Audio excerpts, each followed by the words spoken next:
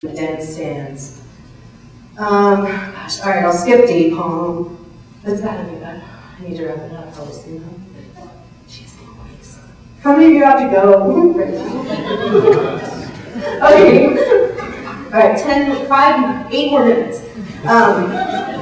Sahara mustard is a new one that has a lot of those same kind of characteristics. You find it if you drive back from California in about 2 months, it's going to end up in the front of your car. It's going to be in the grill of your car. It's one that just started spreading recently. It earned the nickname tsunami mustard. And it's got these really crazy characteristics. Like it's got the sticky seed. So in addition to a sticky seed, it's got the tumble growth form. And then it also comes up much earlier than other vegetation. And its rosettes can just, I don't know how wide, I mean I've seen them like that wide for sure, maybe even wider. They can form an absolute blanket on the ground. So it's got a lot of really, really good characteristics. And the sad thing about our area is that it's got a similar environment from where the plant came from. So it got over here and it's just thriving. In Grand Canyon, we have it right at our entrance at Lee's Ferry. We work there every year, but we've seen it as far down the river as probably 130 miles. So it's starting to spread.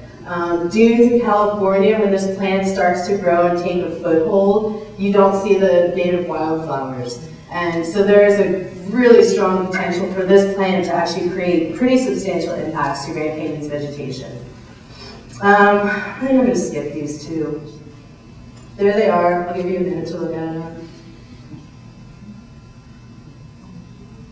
I'll drink water while you read the slide.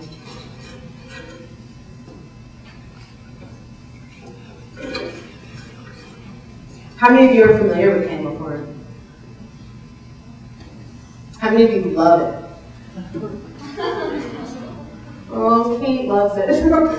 It's a challenging plant. It's really, management of this one is really challenging. We're still kind of working on it. One project that I wanted to mention that we actually started in the late 1990s is Himalayan Blackberry control. So this plant was intentionally introduced into Grand Canyon. There's a couple different stories. One is that the Havasu by planted it in Indian Gardens, and that one was not correct, I believe.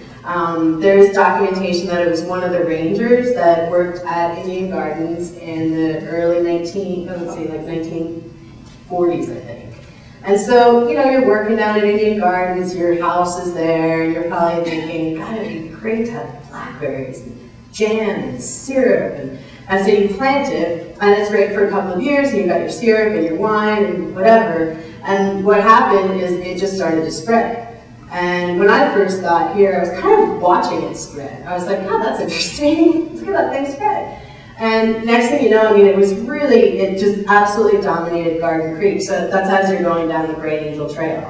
And what actually prompted us to take action is I kind of thought, well, you know, there's that waterfall. It's not going to get down below that.